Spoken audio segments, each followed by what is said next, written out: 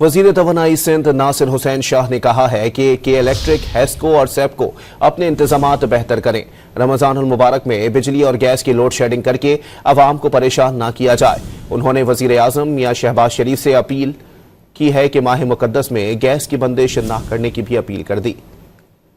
रमज़ान शरीफ में के electric, Hesco और सेप्को को वार्न करते हैं कि सहरी, अफ्तारी और इबादतों के टाइम पर बिल्कुल भी लोड शेडिंग नहीं होनी चाहिए, और वैसे तो सारे रमज़ान में लोड शेडिंग ना हो।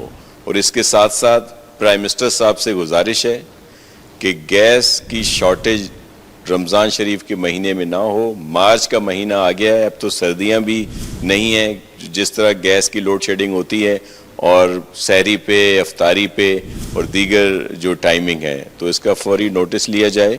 रमज़ान शरीफ में के इलेक्ट्रिक, हेस्को और सेप्को को वार्न करते हैं कि सहरी, अफ्तारी और इबादतों के टाइम पर बिल्कुल भी लोड शेडिंग नहीं होनी चाहिए, और वैसे तो सारे रमज़ान में लोड शेडिंग ना हो।